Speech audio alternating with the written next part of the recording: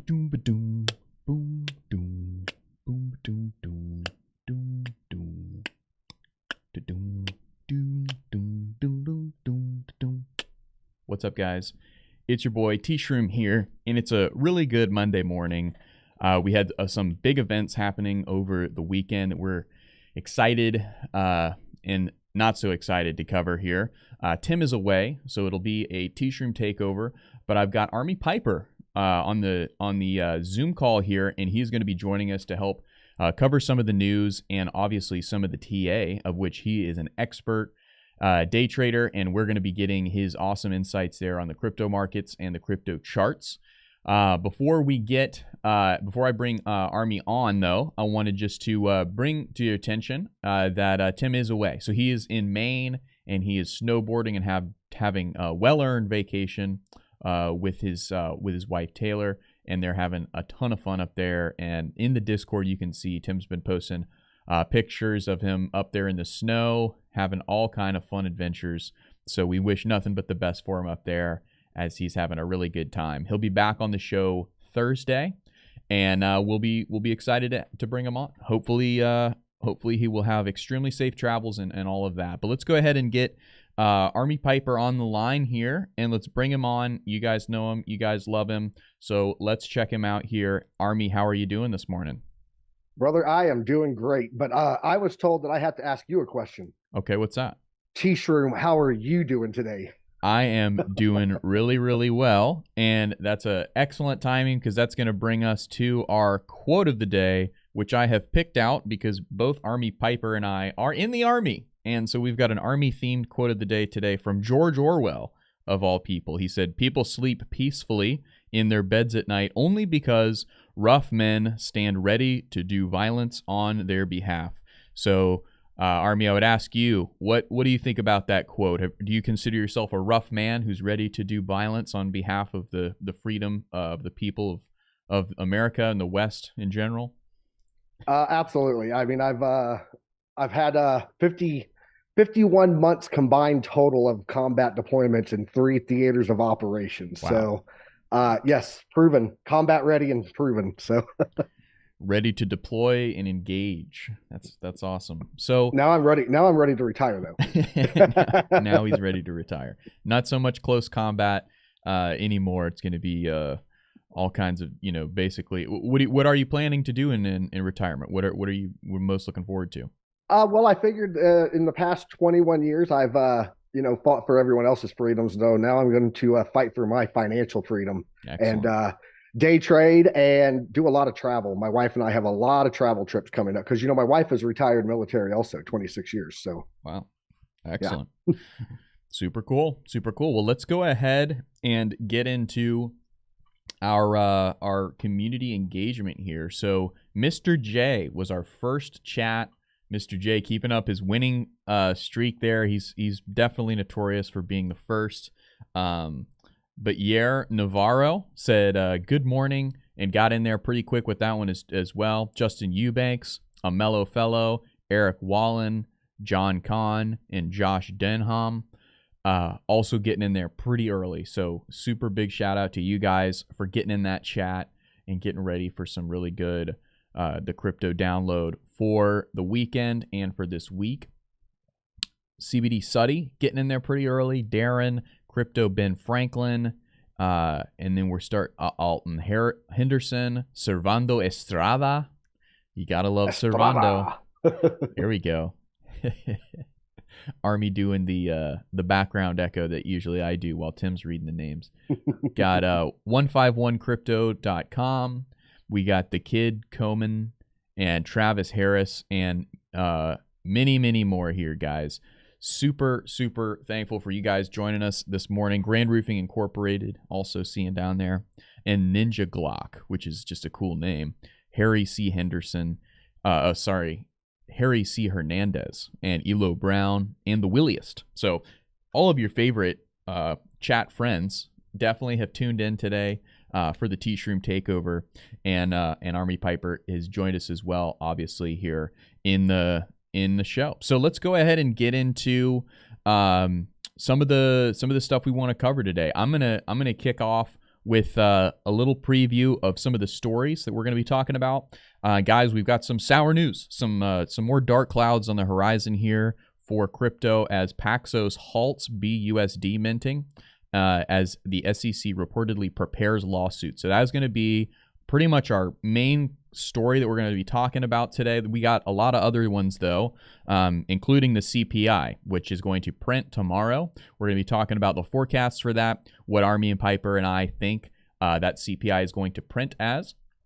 But we also have an update from Brian Armstrong, who is ready to defend Coinbase from the SEC if needed, and just to continue to hit home his major points there. And then we're going to be talking about the mystery of these balloons, guys. So these balloons have been flying over North America. We're going to talk about them. We're going to speculate.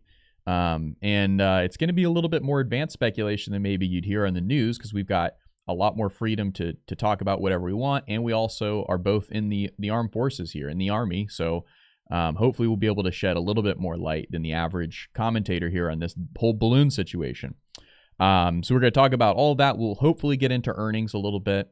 And we'll also start off, though, before we get any further, with the Super Bowl. The Chiefs pulling out the big win there. I don't want to throw it over to Army for a little bit of coverage on that. Army, what did you think of the Super Bowl last night?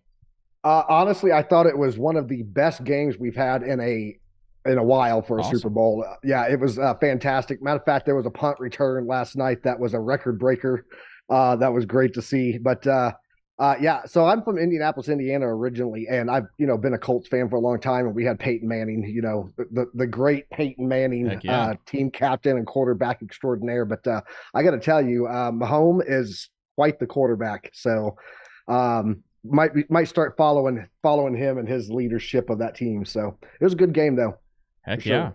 Awesome. Always love to see Mahomes out there getting dubs, because I think he's the youngest Super Bowl winning quarterback ever. And, he's just impressive. I think he was 23 when he won his first Super Bowl. So getting out there and getting another dub is obviously extremely cool, honestly. It's super cool. So that is going to wrap up our Super Bowl coverage, guys. We don't cover too much sports here, but we'd be remiss if we didn't cover it, because it is so important to Tim, and it is so important to America.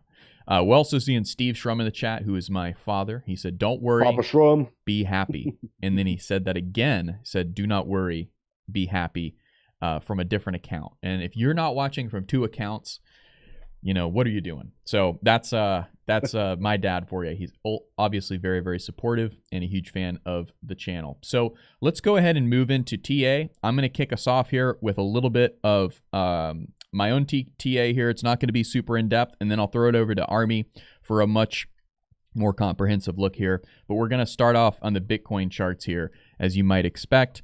And I'm going to start off on the 4-hour chart here. As you can see, the MACD histograms are decelerating, so that is going to be some bearish pressure. You're also starting to see the opposite of what you would want to see in the MACD lines, as they are starting to curl bearish. So that is, that's kind of to be expected, but that's on the 4-hour, guys. And then the RSI lines are staying below that 50 mark, which at a bird's eye view on the 4-hour is pretty bearish. Although it has come out of ever since the 11th of February and stayed out of the sub 30 zone there on the RSI. Big thing to note here is that ever since back here on the 10th of February, I believe that was in the morning, we on the 4-hour at least, we broke down below the 200-day moving average for Bitcoin, and we have failed to get back above that. So you can see this candlestick here on the 12th failed to get back above that at 4 o'clock market close, and now the Bollinger Bands have contracted significantly, and will more than likely, everything that I'm seeing on this chart on the 4-hour will just see consolidation, probably slightly lower, but just kind of sideways here around 21,700, and as low as we saw a wick down to 21,480. So kind of in that zone, guys, is where we can expect the price of Bitcoin to move, at least based off of these charts. Zooming out to the 1 day, we'll see a little bit a different story here, because you could make a pretty bullish argument here that the decelerating red histograms are saying, okay, actually it's time to buy. We're starting to see actually a buy opportunity here as Bitcoin has come down significantly. It had a period where momentum was starting to really decline, and then come all the way down into bearish territory here in the MACD. And now there's an opportunity for that trend to reverse. However, I would say it's pretty early in the process for that to happen before we start to see those histograms start to print smaller and smaller and smaller, and we get back in the green. So patience is kind of the name of the game here based on the 4-hour and the daily chart. And then also you can see the proximity to the 200-day moving average that Bitcoin is currently at. And you can see there is about, let me zoom in here to get it as precisely as I can. There is about let's call it 9% differential between where the 200-day moving average is and where Bitcoin's current spot price is. So that is something to watch, guys. Definitely room to the downside. There's definitely a precedent for Bitcoin wanting to come down and tap that 200-day moving average just to confirm that it is now support, which would be great, to be honest with you, if it could come down. And right now it's trending around 19.7. Now, great is a relative term. Some of you if you're day trading this, you probably do not want this. If you have long positions, you don't want this to come down to 19.7. But more than likely, based on the way that charts have moved historically, it's going to come down and tap that. That's something that Tim has predicted, and that's something that a lot of analysts would agree with before we go ahead and make our move to the upside. All right, well, I'm going to go ahead and I'm going to throw it over to Army. Army, feel free to disagree with anything that I just said, although I don't feel like I made too many bold predictions there, just giving a kind of an overview snapshot of what we're seeing on the Bitcoin charts. I'm going to throw it over to you, and I also want to see your take there on Ethereum as well. And so let's go ahead and get into that. And before we do, I'm going to see if I can pop out your view there so we can just see it normally. Well, it's not looking like it wants to do that. So we'll just go ahead and throw it over to you, and you'll have the majority of the screen, so we can do it like that. Go ahead. One thing that I can do real fast is I can throw on my camera if you need it on there. I got this little hand mirror tool. I can drop it on here for us. There we go. How's that? Yeah, that looks pretty good. All right, there we go. So starting off here, guys, on a weekly, looking at Bitcoin here, I do want to point something out. We did get that crossover of that 200-week and that 50-week moving average right there. But we also had a downtrend arrow print on our chart prime oscillator. And looking at historically back here, you can see that we've had them before. So we had one right here, and this one gave us a 7.36% drop. If we go back here to previous timelines, you'll see that we had one here, gave us a 15.67, and we had one here that gave us a 61.16. This one was back in February 2020, and then that was that thing that we don't speak of. And then we did have one here, mind you. It did have did not have a pullback, so it got negated. It was not validated. But going into what I want to show you here, the market run up in 2017, we had pullbacks of about the average 27 to 29%. So we'll just say 30% to keep it in a ballpark range going into that next bull run. So if we were to look at this and pull this in, giving a 30%, we'll just do 20, 28, 29 to give it that ballpark. But if we look at where this was at here and we do a 30% pullback on this, hitting that 29, we're looking at a double bottom. And if you look historically on Bitcoin, we tend to do a double bottom in that period of time before we jump back up, right? So that's usually the bottom of the market, is that double bottom range that we normally get. And so we're actually seeing that with this downtrend arrow that we printed. If we pull that down off of that, like I said, and do that 29%, you're looking at that double bottom range on the weekly. So could we pull all the way down to the 16,000s? Absolutely. So what was that number coming in on your moving average that you were talking about, you and Tim? I think it was 19.7, but okay. I don't want to. Let me take a look really quickly on that just to get a precise All I was looking at was just the 200-day moving average, and that is correct, 19.7. So yeah. Yeah.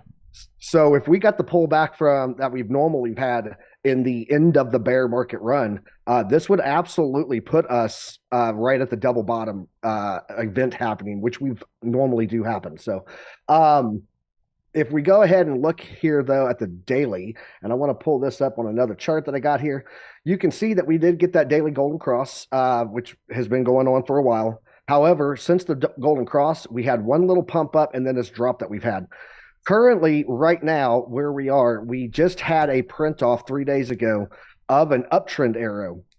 These uptrend arrows do tend to bring us forward, but we are currently sitting in the bearish zone right now, or the bullish zone right now. We haven't broke completely into this below this dash line here. I do believe that this tightening that we're doing right here on the oscillator ribbon is probably going to come down a little bit further and give us that test on the moving averages that we were talking about on the daily. So, but as you pointed out, histogram absolutely heating back up again. So I could see us pulling down a little bit closer, coming down to that 20,000 range. But keep in mind, on that weekly downtrend, we have seen historical pullbacks of 28, 25% in that ballpark. So gotcha. I would love to see us catch that support there, but I don't know that that's going to exactly happen. If I pull into Chart Prime's indicators here, you'll see that our dynamic reactor, which is basically a VWAP and a moving average proprietary indicator that Chart Prime uses here on the Market Oracle, it's coming in at about 19,500.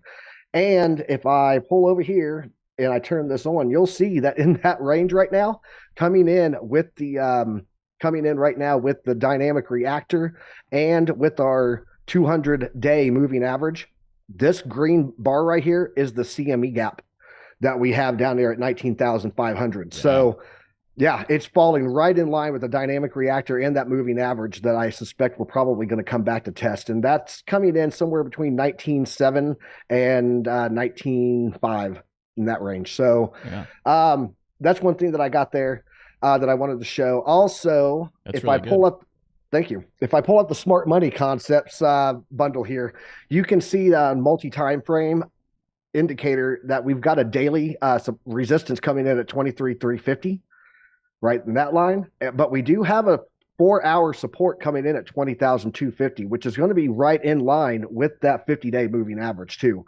So could it wick down below this to retest to 200? Absolutely. But what I do want to point out is we have a major 4-hour and a major daily that are coming in between 18,450 to 17,600. So we've got a lot of support lines below us that are very strong supports based on the moving multi-time frame graded support resistance. But the thing that I like to use the most on our indicators is this in predictive ranges here. And if I turn off the multi-time frame and I look at the predictive ranges, this is a range that builds when you first fall into the price action. And so you can see that once we broke the purple line here, the fake out breakout line, we started an entire new range, and this printed back in here. So this was already laid out, but a majority of our price action occurs between the two gold bands. I've explained this to you guys before. You guys showed this before. We literally got our touch on the 2nd of February, where we tried to break above that and got the rejection. That's what led into this whole downfall. So we've actually been on a decline from our dynamic reactor or from our predictive ranges resistance since the 2nd of February. And you can see we knocked on it several times and couldn't get through it.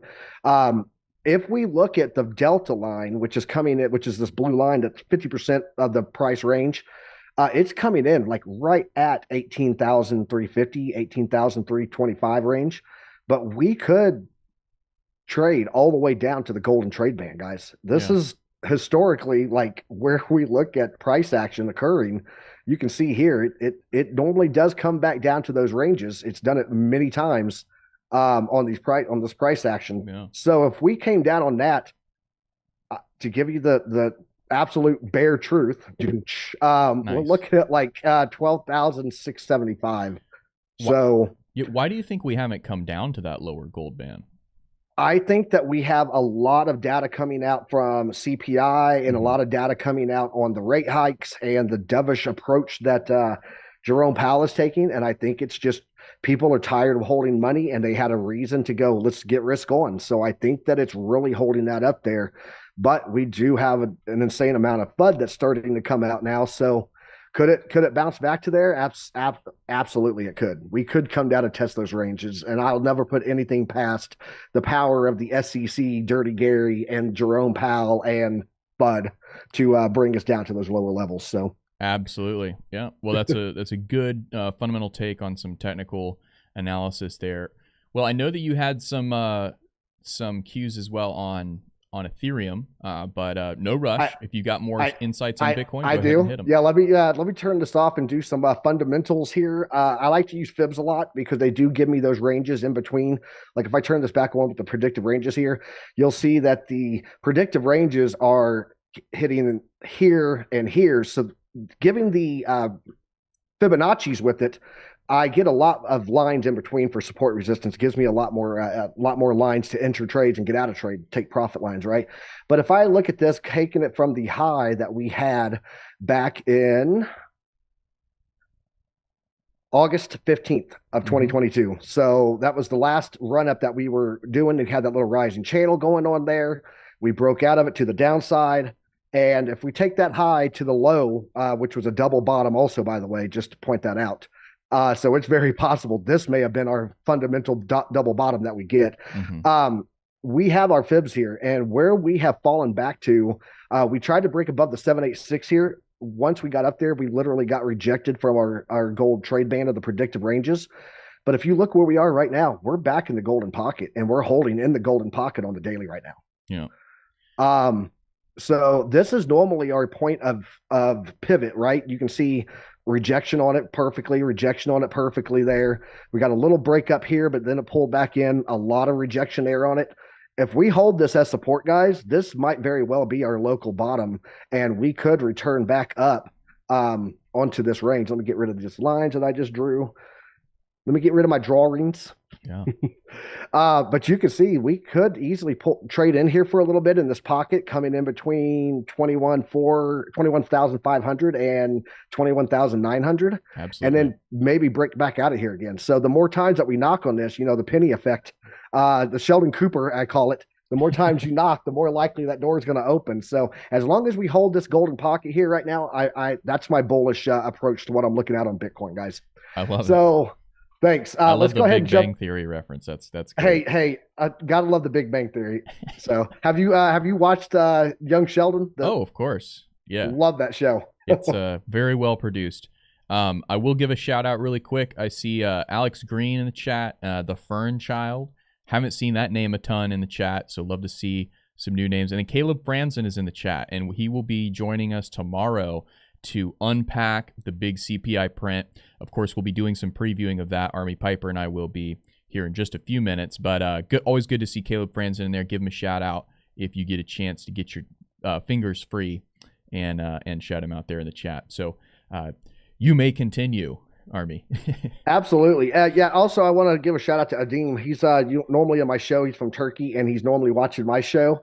So he came over here to join us too. So I want to give him a shout out and thank him for joining us over here. So that's awesome. Got a couple of my viewers that came over to give some investing bros love. So love it. Looking at Ethereum here on the daily, guys, you can see that currently right now we are testing the 50-day moving average to the dollar on that test right there.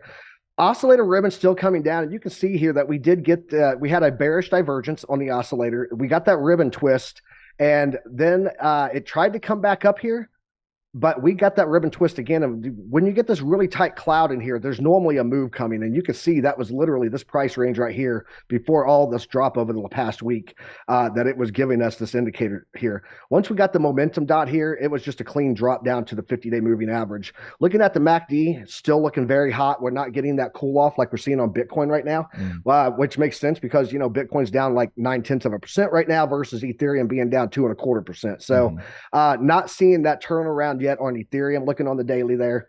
However, if we go and we throw on our smart money concepts again here, and I pull up our predictive ranges, give it 1 second. There we go.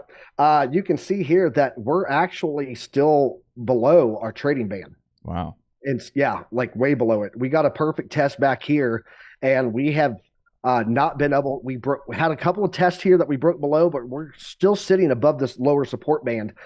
This lower support line coming in right in line with the 200-day moving average. So I would say that somewhere around the 1400 is a major support there. And if we throw on our multi-time frame greatest support resistance indicator and look at our daily and 4-hour support ranges there, looking at the daily chart, but with 4-hour and daily resistance and supports laid over it, you can see that we have a ton of a daily support and a 4-hour support, both coming in right here at this range of about 1400 also. So I think that Ethereum's got a lot of support there with the moving averages, with its predictive ranges, and with the multi-time frame greatest support resistance there. But you can see that our 4-hour resistance line, which is coming in at 1695, was a perfect rejection point. And then down we came right in line with our right here in line with our bearish divergence that we had also. So lot of warnings that we were heading down on that, but I do think that we have a good support coming in at 1400 on Ethereum. So that's what I'm seeing on Bitcoin and ETH right now, guys.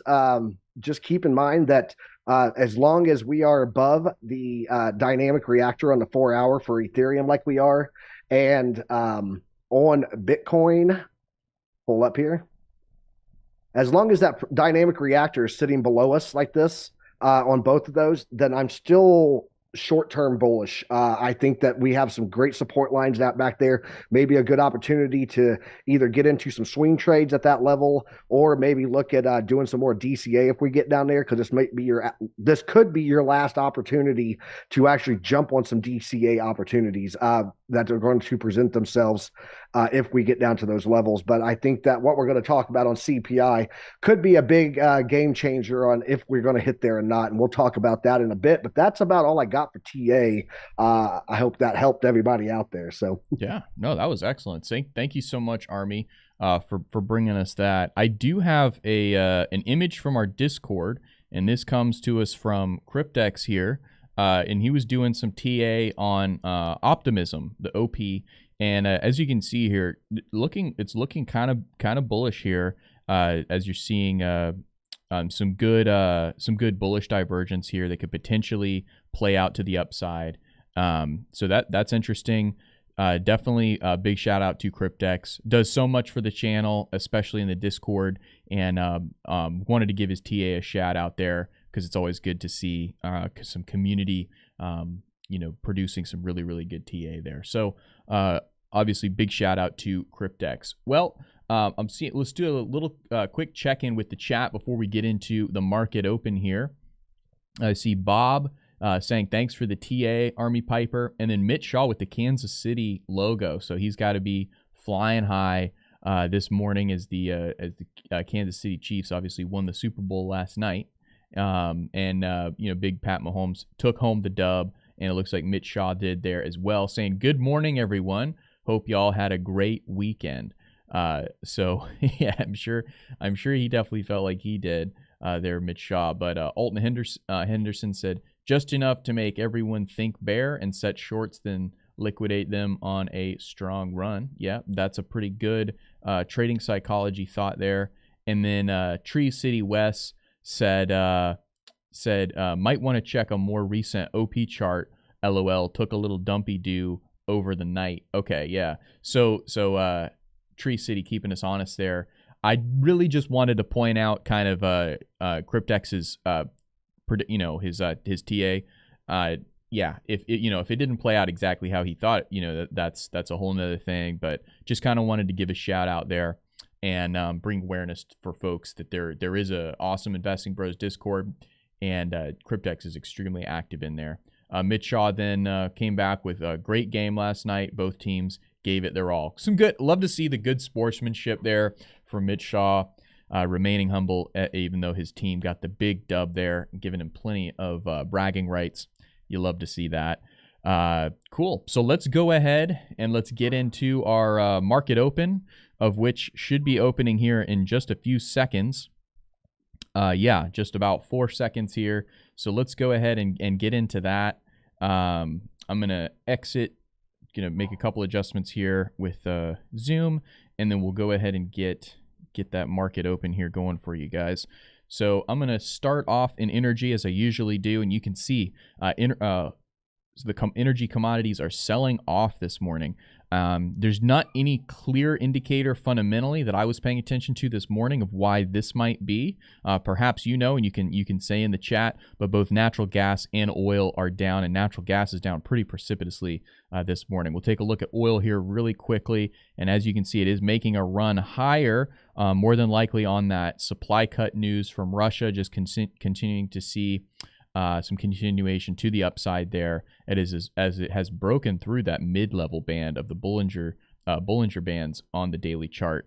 Continuing to move on down, we'll get into our indexes here. And in the early morning of the 13th here of February, you're seeing green on the screen for the indexes. So energy commodities down, indexes up, and the NASDAQ is leading the way. So folks are buying in the early minutes here of the New York session in anticipation for the CPI tomorrow. At least that's what's happening here in the early minutes. Not necessarily indicative of what is going to happen the rest of the day, but today you are seeing a buy in the morning. Definitely some room to run here to the downside, about 1.7%. Exactly where it would come down and touch that midline there for the Bollinger Band.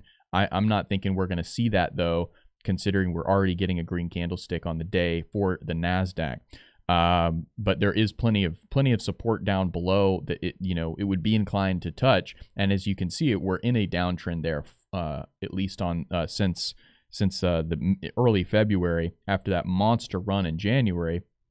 Up through that resistance line, confirming its support, moving up through the 200-day moving average, and really expanding, breaking out of the Bollinger Band there. Again, this is the daily chart to the upside before now kind of coming down into this downtrend here, and finding support at 12,000. So pretty interesting stuff here for the NASDAQ. We're going to go ahead and get out of the indexes and move into crypto. As you can see, red on the screen, and Binance leading lower. We're going to be getting to that Paxos news here. That is almost 100% why you're seeing a pretty decent, pretty beefy sell-off there in Binance. Seeing a similar level of sell-off here in Matic, though, and kind of leaves me scratching my head. Perhaps it's just overall bearish sentiment in crypto right now. Also, Matic being one of the names that was probably overbought. And as you can see, having a good breakdown through that midline of the Bollinger Band there in the early minutes here of the New York session, at least. Continuing on down, you're seeing green on the screen across the board, except for Tron. So Tron getting a nice little green candlestick here in the morning. So bucking the trend there of crypto. Don't be confused by this. This is a reverse ETF of Bitcoin. And so if you're looking to profit, if you're looking to gain off of a correction in Bitcoin, which is in full swing right now, as you can see, the green histograms on Biddy, which is the ETF for the reverse of Bitcoin's price movement. Those green histograms are accelerating higher in a green fashion. Moving into the metals, you're seeing a sell-off in gold and silver, and we'll keep moving through that. And in big tech, mega cap tech world here of the stock market, Microsoft is close to leading the way, but it's topped only by Meta here, at least on my watch list. And then Tesla is getting a nice little sell-off here. Let's take a look at that. This is a name that I bought once we had the all clear from Jerome the other day. You can see here it had a nice run up and peaked out on the 9th of February there before taking a tumble down to test lower levels of support. I am honestly considering. I have a bias to buy Tesla here as it moves lower and finds new support. So I'll be looking for levels in Tesla later today to keep deploying capital. Let's look into the bonds. Are pretty mixed here, although the younger bonds are getting bought. Or at least the opposite actually. The younger bonds are getting higher yields, which means that they're getting bought less at a lower rate. Therefore, the yields are having to provide a higher incentive for you to get into those, whereas the longer term yields are actually getting bought. Therefore, there's less incentive there for the yields to be as high. Take a look at the DXY here really quickly as we're close to wrapping up here our market open. The Dixie making a little bit of a comeback to in the last over the weekend, and as you can see, gaining a little bit of strength here. The MACD printing a nice little plateau there for the Dixie, and its lines making some progress away from the downside there, as you can see. More than likely, though, the Dixie will find some resistance to bang its head on and come back down. Especially, we will be watching the movement of the Dixie tomorrow based on the CPI print and what is going to happen there for the Dixie. If it's a favorable print, you can almost guarantee that the Dixie will see some downside, and vice versa. Let's keep going here. Looking into cannabis, red across the board. And then your mid-cap stocks here are pretty red. So interesting to see the NASDAQ so as green as it is when you're seeing a sell-off in the mid-cap. Again, this is by no means comprehensive, but you do have some pretty big mid-cap names here: Coinbase, Robinhood, Snowflake, DraftKings, and Jenny, as well as C3.ai, which is the newest addition to my mid-cap watch list there. So C3.ai has been one of the big names to watch here in the AI run-up. There's AI has been in the news ever since ChatGPT. It took the world by storm with its awesome chat potential, and a lot of AI companies and coins gained on that momentum. As you can see here, ChatGPT losing quite a bit of steam with these decelerating green histograms on the MACD, and you're getting close to a bearish cross there with those MACD lines. So that is going to pretty much wrap out our market open, other than taking a look here at the oil producers, which are all down today, just like the oil commodities, the energy commodities here. Taking a brief look to see if there's been any updates in the indexes. Not really, although the NASDAQ has cooled down relative to the S&P and the Dow Jones. And the S&P, I will note, is lagging compared to the NASDAQ and the Dow Jones here at 9:37 Eastern Standard Time in the early New York session. Well, that is going to round out our market open there. We'll go ahead and launch over to the stories. But before we do, I wanted to throw it over to Army. Was there anything that popped out at you with that market open? Any kind of indicators of what we might expect today? Anything that may shed a light on what could be going on with the CPI tomorrow?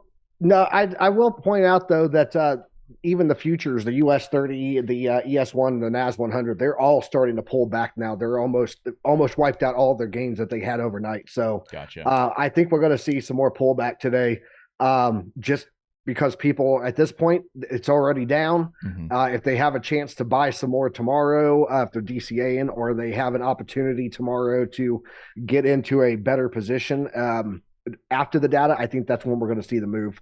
Mm-hmm. But yeah, it does look like right now that the futures are dropping. So okay, yeah. Well, Ninja Glock's got an interesting chat there, referring to the news that we're going to go ahead and get into now, which is this Paxos news, guys. So we've talked about it. We talked about it in the intro, and let's go ahead and get into some of the details here with Paxos.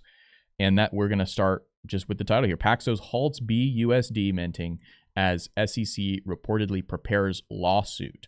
So let's get in here. Per the Wall Street Journal, the U.S. Securities and Exchange Commission plans to sue crypto brokerage firm Paxos Trust for issuing and listing the BUSD stablecoin without registering it as a security. Paxos confirmed that it was halting the minting of BUSD and would end its relationship with Binance for the stablecoin. It also made assurances that existing BUSD tokens are fully backed and will be redeemable for at least a year. Some more details here. Binance founder and CEO CZ wrote that he was informed by Paxos that the New York Department of Financial Services, an agency of Paxos is registered with and regulated by, has directed the company to cease issuing BUSD. And we'll continue here. There's some more. Interestingly, Paxos is only being directed to shut down its BUSD stablecoin, which customers can redeem for cash or convert to Pax Dollar, a regulated US dollar-backed stablecoin also issued by Paxos Trust. I will also note that Paxos Trust has many stable coins. It's got some coins that's pegged to gold and the dollar there, and I believe other foreign currencies as well. And then one more thing to note is that Binance issued a statement. Binance will continue to support BUSD for the foreseeable future. And Binance is not regulated in the United States in the same way as Paxos is, as they say, they're regulated there by the New York Department of Financial Services. So Paxos having to be more compliant than Binance as a whole, which will continue its support.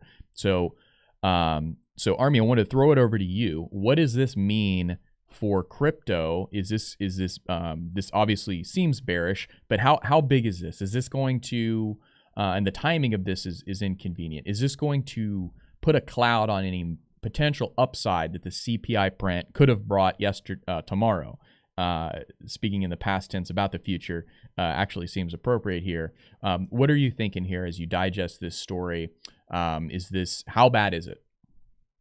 So the one biggest thing that comes to my mind when I see this is we've seen this already. There's already rumor going around about USDC and USD Tether. Mm-hmm. I think a lot of the regulation that we're going to see coming out from the SEC and from the US government is going to be based on regulation towards stable tokens. And I believe the big reason for that is because they want to launch their CBDC. Gotcha. The central bank digital currency competition is obviously stable coins. They're also the other big thing that they've been targeting has been the staking for yields returns. Mm-hmm. I mean, you can still stake Ethereum if you have 32 Ethereum and be a validator, right? But they don't want it on the centralized exchanges. So it really seems like all the regulation that's coming out right now is to promote the CBDC as a stable coin, mm-hmm. and to put money back in the bank system if you want to earn yields or earnings, right? Mm-hmm. So that's what I'm seeing a lot of the regulation focus towards. It seems to be built towards promoting bank and promoting CBDC as a stable coin. So I don't think that overall this is going to do much with the actual crypto projects, technology, blockchain, so on and so forth. But it is definitely fun and people react to it, especially when you've got an unsure economy. Now you have an uncertainty going on with the crypto world. Yeah. So it just makes people want to pull their money back. But I think the power of CPI, if it's good tomorrow, people are tired of sitting on their cash. They want to get back into the risk environment. We've seen that slight good numbers, markets pump and rally across the board, right? So yeah. I think that if the numbers are good, it's going to erase the FUD. But I think this FUD does have a end state purpose, and that is to regulate the stable tokens into CBDC being a good competitor for it from the government's perspective. Obviously, we know the truth, right. and then the getting the staking yields where people aren't sitting on blockchain dollars, for people's money. They want it back into the government Federal Reserve money. So absolutely. Well, the timing on this to me kind of speaks volumes, and also I liked what Ninja Glock said. He said, I tweeted about this, but has the same New York agency ordered Gemini to stop producing GUSD? Nope, I don't think so. Something stinks. And that's a really good thing to point out there, because there's kind of some false justice going on.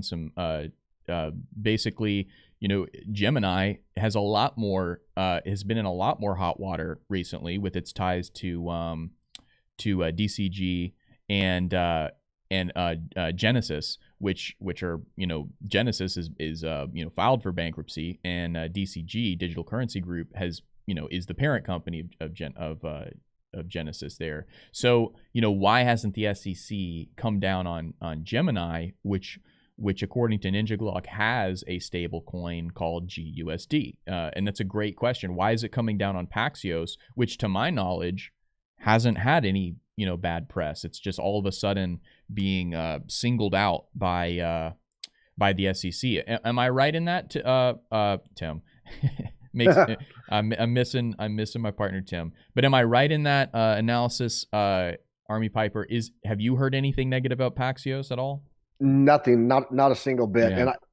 And we're both in the Army, so let's put it into a little military perspective here. You ready? Let's do it. If you're wanting to destroy an enemy, do you hit them all at once and hope that you disrupt them enough to win the battle, or do you do harassment attacks strategically timed out to the point that it just every time people make a little bit of money, buy in, get FOMO'd, and then lose all their gains and get wiped out, that they just get tired of crypto. Which one of those makes more sense to do from a federal government perspective? Yeah, it's definitely the latter there, and it's a little bit of like a divide and conquer in a way. But I think if you take a look here at what is actually happening, I don't know how much BUSD Paxos mints as a percentage of the overall market cap. I would have to imagine that Binance itself does the majority of the minting there.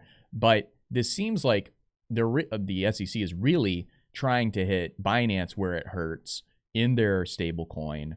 And they can't really touch Binance. They can touch Binance.us, but it can't really touch Binance in the same way. So it's kind of hitting it through proxy. The proxy, unfortunately, being Paxos, which again, seems like one of the more legitimate and stalwart projects out there in the crypto space. They've gotten into gold, which is pretty unique, pretty cool, and so the timing on this is pretty convenient too. I'd have to say for the federal government to specifically if you're Gary Gensler and you're kind of strategizing here, you want to see downside to crypto in general, and kind of, as we're going to get to about the CPI, you kind of know that things are going to go very bullish tomorrow. You may want to go ahead and throw a wet blanket on the crypto space, spread some FUD, and try to bring down the potential to the upside that crypto could have tomorrow as a result of that CPI. So that's unfortunate. In my opinion here, I don't think that this is going to have any kind of real structural damage on Binance. I think that would be kind of the worst case outcome here. I think, unfortunately, Paxos has some legal hurdles ahead of it, but more than likely, it's just going to be a bunch of lawyers getting paid to try to figure this out. And I think it's unfortunate. I think, fortunately for Paxos, it's probably not a super big threat at this point. It's just a way for the SEC and other powers that be, anti-crypto powers that be, to get its foot in the door with the markets and say, hey, be afraid of crypto. When you're buying tomorrow, when we get the all clear from the CPI, when you're buying tomorrow, avoid crypto. That's kind of what it's, shouting loud and clear in my mind. Well, we're going to keep going. Army, did you have anything else that you wanted to say there about that? Yeah, I do want to make one point to everybody. Look, it's like this, guys. If the SEC truly felt that they had a case against all of these people, then they would just go ahead and go, this is the regulation. You are all securities. If you want to fight it, you can fight it. But they know that would cause all of these organizations under probably the umbrella of Brian Armstrong running to the federal courts to fight this under the Supreme Court, and they would win. They know that. They know that if they laid this out before the Supreme Court, the SEC would not have the evidence they need to fight all of them at once. So nitpicking them like this to death actually tells me that the SEC knows that ultimately, long term, they do not have a case against crypto. Well, so I really like that take, because that leads us so nicely into our next story, which here is from none other than Brian Armstrong. So he says Coinbase will defend staking in court if needed. And that's a CEO. We won't get into too many details here, but this is a continuation of the saga between Coinbase and the SEC. So the SEC, is kind of coming front and center from many different angles here for the crypto world going into the CPI print. And if you're not picking up on the theme here, guys, it's all about the timing of the CPI print. The SEC is just trying to spread FUD, which is why we will move on to a perplexing story here. You've probably seen it, you've probably heard of it, but let's go ahead and read some details here from the BBC. So let's get into that right now, and we'll definitely be hearing from Army Piper on this. But mystery surrounds objects shot down by the U.S. military. This was published an hour ago, and yes, if you haven't heard, there is another balloon, a new balloon to be worried about.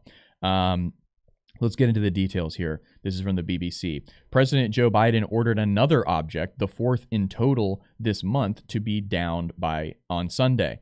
As it was traveling 200,000 feet, it could have interfered with commercial aircraft, the U.S. said. A military commander said it could be a gaseous type of balloon or some type of propulsion system. So it was down by a missile fired from an F-16 fighter jet at 14:42 local time in Michigan over Lake Huron. At the Canadian border. The incident raises further questions about the spate of high-altitude objects that have been shot down over North America this month. And then that same, presumably the same U.S. Northern Commander, Command Commander General Glenn Van Herk said there was no incident of any threat. He said, "I'm going to categorize them as balloons. We're calling them objects for a reason. I will let the intel community and counterintelligence community figure that out, because speculation has been rampant over what these are." Now let's add, before I bring Army in, let's add a little bit to the pot here, which is this from The Guardian. This article says Chinese Foreign Ministry also says U.S. has flies balloons over China. So let's read some of the details here with this. Since last year, the U.S. high-altitude balloons have undergone more than 10 illegal flights into Chinese airspace without the approval of the relevant Chinese departments, Wang Wenbin said, describing China's reaction as responsible and professional. That is the China take, the CCP take there.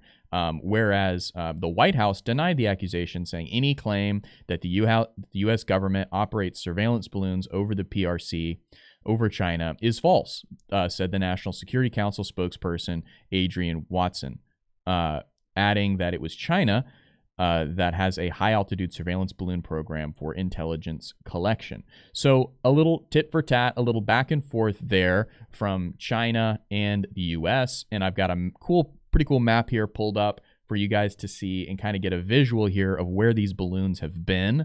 The first one, if you can correct me if I'm wrong, Army, but the first one was here in South Carolina, and then we've got and then there was one up in Alaska, and then now there's some over in Michigan and on the Canadian side, but these are all pretty close together as far as these type of balloons go.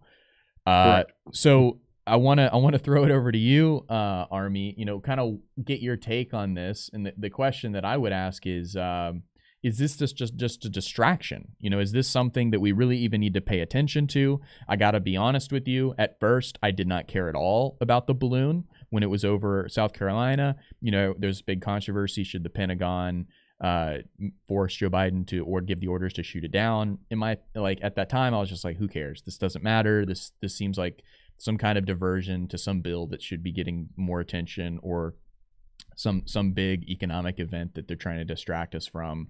But now, my concern has risen. So I would throw it to you, Army. Is this a distraction, or is there something escalating here that we should be paying attention to that could potentially involve markets at some point? So you are absolutely correct. As the article said, this has been going on for a long time. We had at least three that we know of, weather balloons that flew across the United States during the Trump presidency. So, this has been going on for a long time. What interests me is that they shot it down, and then they shot down two other ones. So in the collection world, just so you guys know, my profession by trade in the Army, I'm an intel analyst. I analyze data. So what interests me on this is that there's two types of disciplines of intel. One is called signals intelligence, and one is called measurements and signals intelligence. And so those are two types of collection platforms. And it makes me wonder if the first one that they shot down, that they found some type of collection like that and decided, hey, do we have defenses against this? Or is this something that could be collecting data like deep buried, like Mazint, for example, measures underground activity, right? They could see if we have caverns or missile silos or whatever underground, right? It digs down deep with radar. Did they find something in the first one they shot down and decided that all of them need to come down now? Or is it Or is it also a political thing? And now they go, okay, well, look, we got presidency next year.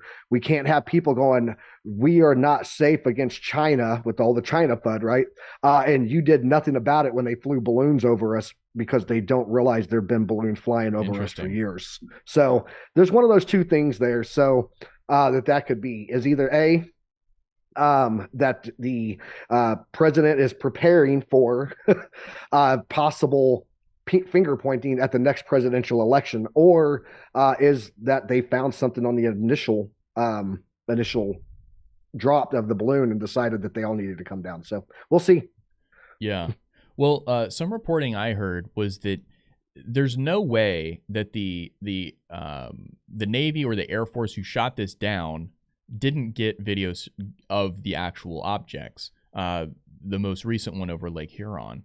You know, based on your understanding and your knowledge, I know you weren't in the Air Force or the Navy who deploy, you know, F-16s like this, but wouldn't there be video footage at some point? And why do you think that the Armed Forces is withholding that at this time? Do you think that it's, you know, just like a news cycle thing, or do you think that there's something that they don't want the public to know? So typically they will try to get all of the information that they need to know before they release those things. Mm-hmm. So, I mean, it could be as simple as they've got their CI guys, their counterintelligence, mm-hmm. doing their materials acquisition thing that they do, mm-hmm. reverse engineering all of this stuff before they put it all out. So there's a whole technique that takes place there on looking at enemy assets. So yeah. Well, here's what I want to do, guys, because let's land this somewhere somewhat productive. So there is a name that you could potentially, trade based on this, and that is DFEN. This is a defense. This is a triple leverage. So triple leverage here. Be careful. What I'll say is it's mostly BA. It's mostly Boeing. So if you wanted to have less leverage but you wanted to have the same market movement, same price movement, you could just trade BA. But it's coming to my mind because I used to trade this one a lot. This is DFEN. Let's see what the price movement has been since the story with these balloons. So basically, you can kind of see there has been movement to the upside here. Now let's take a bird's eye view of this one. Let's look at the monthly chart. As you can see, this guy has been trading sideways after a big sell-off during the pandemic. So trading sideways, and this is again mostly comprised of Boeing shares. But this is a name that you could potentially look into if you're looking to trade this news. Let's take a look on the hour. Let's just see exactly what's going on. Not a ton of movement, but I would suspect that as this story develops, you could see a run up in the price of this ETF, depending on which way it goes. I'd have to say, based on my analysis, based on kind of my view of these balloon stories, is that they're escalating, right? And the fact that you have the Chinese and the American highest level Department of the State kind of negating each other's claims here, it doesn't look good. I think probably what's going to happen here is we're going to have a similar situation to when Nancy Pelosi went and visited Taiwan. There'll be a brief escalation. There'll be people saying all kinds of crazy things of what could happen as a result of these events and these developments, but then it will ultimately fizzle into neither side wanting to escalate further. And the proverbial Nancy Pelosi will just fly home, and we'll all be more concerned about whatever's next in the news cycle. But anyway, I wanted to bring that ETF to your attention because you could potentially trade it based on this news. But even more important, guys, is the CPI, which is tomorrow. We don't have a ton of time here to cover it, but let's get into it. And Army, if we have to go over, that's okay, because we want to definitely cover this pretty thoroughly. So going over to my screen here, you can see that the forecast, according to dailyfx.com, the forecast is 5.5. Army has informed me that is a little bit off. He would have liked to have seen this data point at 5.4. So that is something to keep in mind. And then the previous print for the core inflation was 5.7. And then moving over to headline expectations is forecasted for 6.2, and the previous was notoriously 6.5. That was a big bullish print for inflation. This is headline inflation last year. last year in December, and we are going to be getting the January print here tomorrow. So tell me what you think about this, Army. What are we to expect tomorrow? And show me all the cool indicators that you are looking at to try and get your head around what this print is going to look like tomorrow. Excellent. Thanks. So looking here, so you can see right now, like you said, 6.5%. Our consensus is 6.2%, and then our forecast is 6.3% for our inflation rate. What I'm really concerned about, though, is the core inflation, because that's where we really get that movement. This doesn't include, I think it's energy and housing. So it's at 5.7 currently, and its consensus and forecast is 5.5, 5.4. So both of these are bullish on consensus and forecast for the inflation rate and the core inflation rate. But what I find interesting is that trueflation, which normally it would be higher than what we currently are at, because they look at the old way of calculating the data, is actually coming in at 5.26% right here. So if we go back and we look, I want to show you this. This is the previous December and the January inflation rates for CPI, right? And so you can see here that it was consensus was 6.1 and 6.3. If we go over and we look at December 13th here, that is going to be right here. There we go. It was at 6.9% is what they said. And 6.9% was actually, we came in below the trueflation there, right? And so if you look at January's, it says 5.7 and 5.8 for January the 12th. If we go look at January 12th, it came in at 5.8 here, right? So we actually came in below what they had projected on trueflation also. So if we look at trueflation today, guys, at 5.26, and we consider that we usually come in below the trueflation, 5.26 for tomorrow would be way less than what the consensus and forecast is. Mm-hmm. We could actually come in at about 5.1 to 5% tomorrow and be darn near a 0.5% lower than what the projection is, which would be extremely bullish for the market. So I will note, though, that the CME for the next rate hike in March, this used to be, this is 25 basis points here, and this is 50 basis points. This 25 basis points used to be sitting here at 90%, and we had about a 6% chance of 0 basis points. As we're moving on, we've now gotten a 0% chance of 0 basis points. We're now up to 9.2% of 50 basis points. I do think tomorrow a good indicator of how the Fed is looking at stuff, because the CME futures guys, the CME group, they are really good at plugging into the sentiment of the Federal Reserve. I do believe that we'll see this 9.2 tomorrow come down, and this 25%, 25 basis point chance come up, and that's going to be a good indicator that the CPI was well received. What I do want to make sure people understand, though, February 1st, they launched a new way of calculating CPI data. Wow. It used to be 48 months of data that they would compare it to. Now it's only 24 months. Okay. And this is the first CPI that we're going to have released that is based on the new methodology of calculation. So keep that in mind. But if we come in tomorrow at 5 to 5.1, very bullish for the markets. And I do see us returning back to our previous ranges of last week and before. So. Wow. Interesting. Well, that's pretty good. So here's my conclusion based on that is I'm going shopping today, right? I'm looking for names that I think could have some upside. And I think, one of the big names there is potentially Bitcoin. But I'm also looking on the stock side as well. I mean, some names that have been battered, some names that have been bruised. Amazon is one that I'm looking at that could have some move to the upside. It had the best earnings on that day when Apple, Google, and Amazon all came out. It was the one that actually had the best, but it was hurt the most. The market did not like it, and my guess is that it is now pretty oversold. Oh, we got Tim Warren in the chat. Love to see it. Hey, what up, Tim? Hopefully you're having a really good time up there in Maine.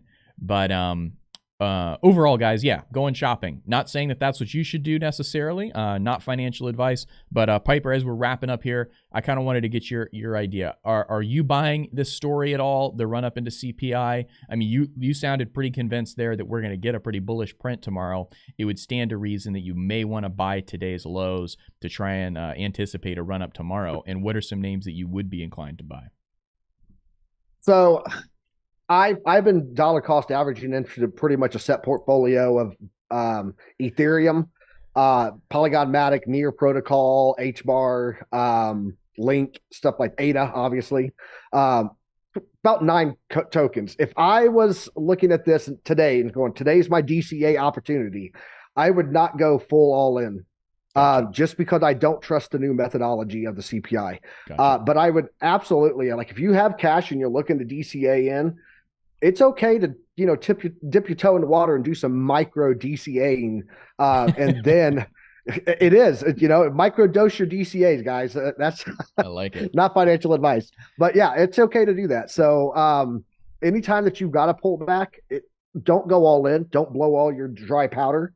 Always keep some dry powder on the side. But anytime you got these pullbacks, you always have to consider this may be your last opportunity. So wow.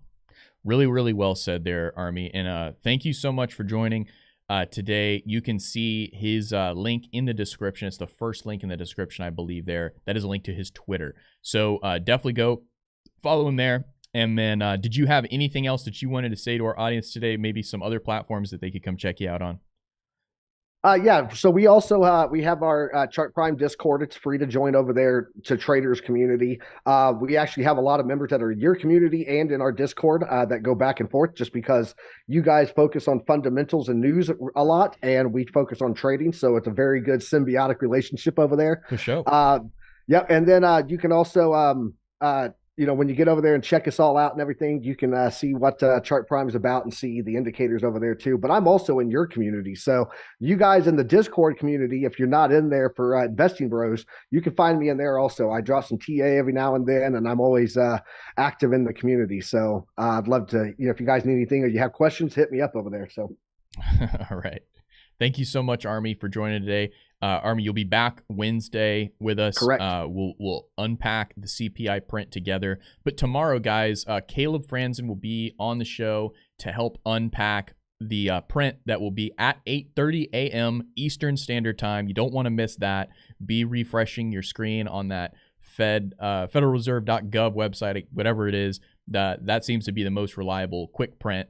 And then you'll be able to find it also on, you can see CNBC.com will have a good digest, and then FX Daily or dailyfx.com too. We'll be able to compare the forecast to the actual print.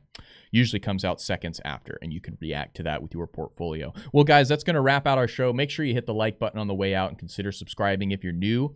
I have been T-Shroom in for the Investing Bros, and Tim is away. He's in the chat doing some crazy chats there. I think his hands are really cold, and he's having a tough time typing there. Perhaps he's got his snowboarding gloves on and is unable to chat legibly. So that's okay, though, because we know he's having fun up there. Guys, I will be on tomorrow with Caleb Franzen again, and thank you so much today to Army Piper for coming on.